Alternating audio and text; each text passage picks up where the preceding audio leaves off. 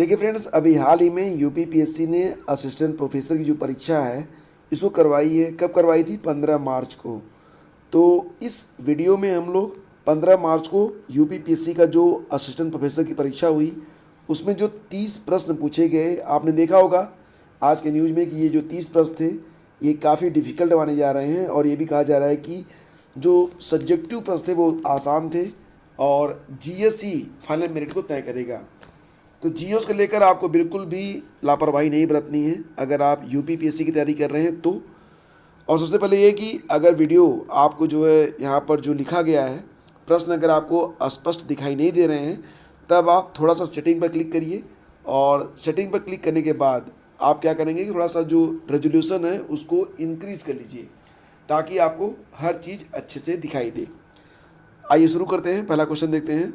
निम्नलिखित में कौन सा सही सुमेलित नहीं है? ये प्रश्न यहाँ पर पूछा गया था कि कौन सा सही सुमेलित नहीं है।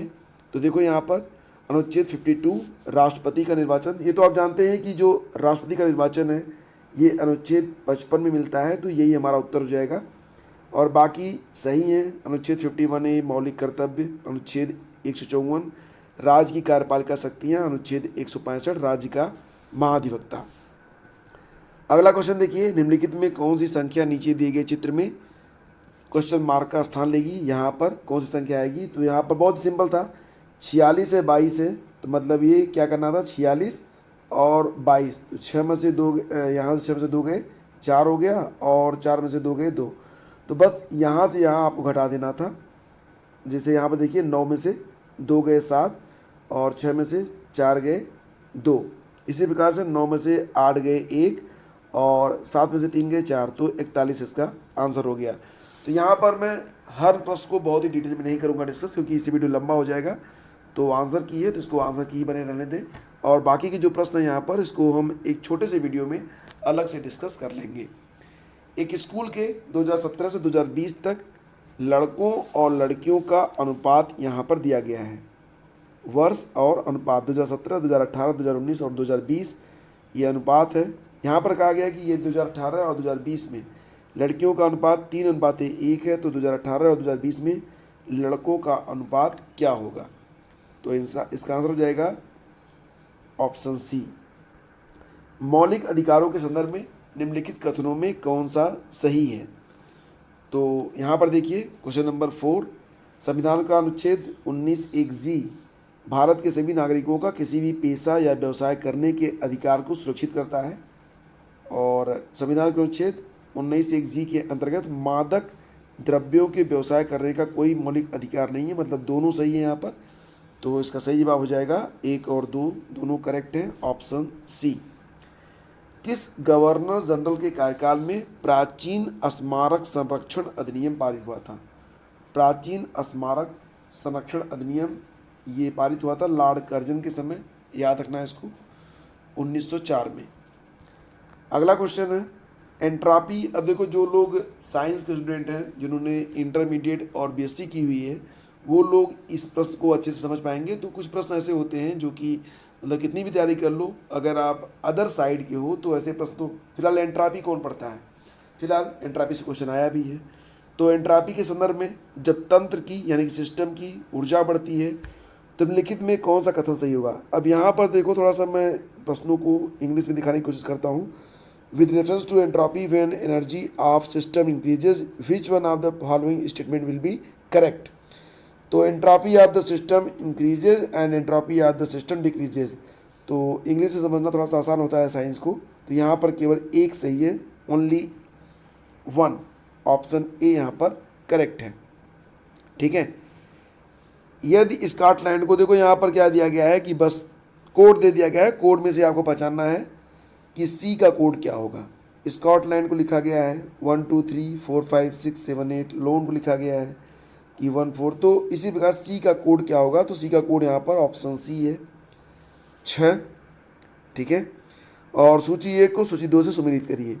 फ्रियान वाटर गैस, राकेट ईंधन और टाका। तो इसको आपको मैच कराना है क्वेश्चन नंबर 8, और इसको अगर आप मैच कराएंगे तो बहुत ही आसानी से मैच भी हो सकता है। जैसे फ्रियान जो है ये क्या है? फ्रियान एक प्रशीतक है। ठीक है।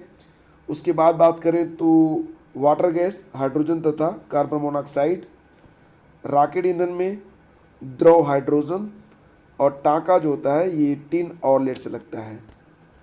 इसके बाद देखते हैं अगला क्वेश्चन। सूची 1 को सूची 2 से सुमेलित करिए। मत्स्य पालन, फूलों की खेती, रेशम के कीड़ों का पालन, अंगूर की खेती।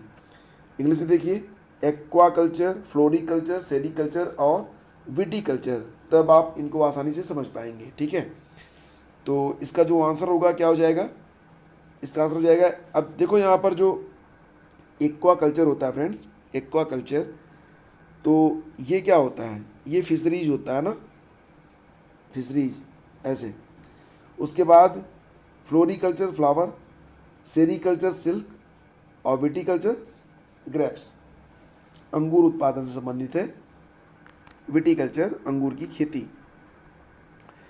हाल ही में निम्नलिखित में किस संस्थान ने एक नया ड्रोन अनुसंधान केंद्र खोला है। ड्रोन अनुसंधान केंद्र, which of the following institute has opened new drone research centre recently. तो इसका आंसर क्या होगा, ऑप्शन बी होगा, आईआईटी रुड़की, ठीक है। एरो इंडिया 2021 के संदर्भ में निम्नलिखित में कौन सा कथन सही है। एरो इंडिया 2021 के बारे में बात हो रही है। इसका आयोजन बेंगलुरु में किया गया था और इसमें 55 देशों के प्रतिनिधियों ने भाग लिया था।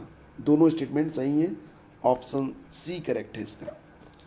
फिर देखते हैं अगला क्वेश्चन। निम्नलिखित में कौन सी नदी मुल्ताई के पवित्र तालाब टैंक से निकलती है। मुल्ताई के पवित्र तालाब से कौन सी नदी निकलती है, तो ये है ताप्ती नदी। फिर देखते हैं, एक बस में सवार 50 विद्यार्थियों की औसत आयु कितनी है, 20 वर्ष है। तो कुल आयु निकाल लीजिएगा, बहुत आसानी से निकल जाएगा, 50 × 20 कर दीजिएगा। फिर कंडक्टर मतलब 51 और इसको 21 कर दीजिएगा, तो इसमें से इसको घटा दीजिएगा, आपको मिल जाएगा, और कंडक्टर की आयु होगी 71 ईयर। कौन स्वराज पार्टी के गठन से संबंधित थे। तो सुभाष चंद्र बोस तो नहीं थे, बाकी सी.आर. दास, जवाहरलाल नेहरू भी नहीं थे, मोतीलाल नेहरू थे। तो 2 और 4 सही हैं, ऑप्शन ए। जुलू जनजातियाँ कहाँ मिलती हैं। जुलू जनजाति जो है ये आपको कहाँ मिलेगी, दक्षिण अफ्रीका में मिलेगी, ऑप्शन डी। पेड़ जड़ से वैसे संबंधित हैं जैसे धुआं आग से संबंधित है, आग लगेगी तो धुआं निकलेगा, जड़ होगी तो पेड़ बनेगा। अगला क्वेश्चन देखिए, हाइड्रोजन ईंधन सेल वाहन निम्नलिखित रसायनों में से किसको उत्सर्जक के रूप में पैदा करते हैं। तो हाइड्रोजन ईंधन सेल वाहन मतलब निम्नलिखित रसायनों में से किसको उत्सर्जक के रूप में पैदा करते हैं। तो क्या निकलता है, जल निकलता है ना। हाइड्रोजन ऑक्सीजन मिलकर क्या बनाएंगे, पानी नहीं बनाएंगे। कौन सा युग्म सही सुमेलित नहीं है। एंटीलिया, आपको याद होगा ये वही प्रकरण है जिसकी वजह से काफ़ी बवाल मचा था। मुकेश अंबानी, जसप्रीत बुमराह और संजना गणेश का नाम भी साथ जोड़ा जाता है।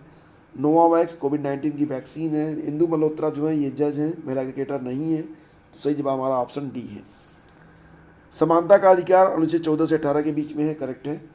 शोषण के विरुद्ध अधिकार किसमें दिए गए हैं, ये गलत है। ऑप्शन मतलब कि हमारा जो उत्तर होगा वो ऑप्शन बी ही हो जाएगा, क्योंकि यही प्रश्न है कि कौन सा सही सुमेलित नहीं है। तो 19 का जो सही जवाब है ऑप्शन बी है। अधिकतर रेगिस्तानी पौधे रात के समय पुष्पित होते हैं, क्यों, क्योंकि उनका जो परागण होगा वो कीड़ों के माध्यम से होता है, और रेगिस्तान में जो कीड़े होते हैं वो रात में सक्रिय होते हैं। तो ऑप्शन डी करेक्ट है। निम्नलिखित कथनों पर विचार करिए और नीचे दिए गए कूट का उपयोग कर सही उत्तर चुनिए। ऋग्वेद में 1028 संस्करण है, करेक्ट है, और इसको अष्टक भी कहते हैं, ये भी करेक्ट है। 1 और 2 दोनों सही हैं। बैलाडीला मध्य प्रदेश, चिकमंगलूर कर्नाटक, मयूरभंज उड़ीसा, सिंहभूम झारखंड। बैलाडीला मध्य प्रदेश गलत है। ये कहाँ पर है, ये आपको मिलेगा दंतेवाड़ा जिला में, छत्तीसगढ़ में। तो ऑप्शन ए हमारा सुमेलित नहीं है, यही उत्तर होगा। क्वाड कंट्रीज़ में कौन कौन से देश हैं। एक तो इंडिया है, यूएसए है, जापान है, ऑस्ट्रेलिया है, कतर नहीं है। तो ऑप्शन ए करेक्ट है। सूची देखिए, चैलेंजर गर्द, डॉल्फिन उभार और चैलेंजर उभार, चागोस कटक मतलब challenger deep, dolphin rise, challenger rise और चागोस रिज। तो यहीं से समझ लेते हैं, ठीक है, उभार और डीप छोड़ते हैं। फिलहाल इसका जो सही आंसर है वो क्या है, इसका आंसर होगा सही ऑप्शन ए। चैलेंजर डीप जो है ये नॉर्थ ईस्ट पैसिफिक ओशियन में है। उसके बाद डॉल्फिन राइज के बारे में बात करें तो नॉर्दर्न अटलांटिक ओशियन, याद रखिएगा सब। चैलेंजर राइज ये कहाँ मिलेगा आपको, साउदर्न अटलांटिक ओशियन में। और चागोस ये इंडियन ओशियन में है। फिर अगला क्वेश्चन, नीचे दो कथन दिए गए हैं, एक को अभिकथन कहा गया है, दूसरे को कारण। बलबन तुर्कान ए चहलगानी का सदस्य था, करेक्ट। उसने अपनी योग्यता के कारण अधिक महत्वपूर्ण स्थान प्राप्त किया, करेक्ट। लेकिन कारण जो है ना, कथन की व्याख्या नहीं कर रहा है, तो विकल्प बी इसका उत्तर होगा। आमाशय में जो उपस्थित अम्ल है क्या होता है, देखो आपको पता है ये इसके बारे में। हड्डियों में क्या मिलता है ये भी पता है, सिरका में ये भी पता है, दूध ये भी पता है। आगे बढ़ते हैं। भारत के नए सैन्य अभियान का महानिदेशक BS राजू, ऑप्शन बी सी सही होगा इसका। कौन सा कथन मुद्रा संकुचन के अर्थ की सही व्याख्या करता है। मुद्रा संकुचन क्या होता है ये, मुद्रा संकुचन, विच one of the following statement correctly explain the meaning of deflation. Deflation मतलब मुद्रा का मूल्य बढ़ रहा है, ऑप्शन ए करेक्ट होगा, ठीक है। 28 का ए सही है।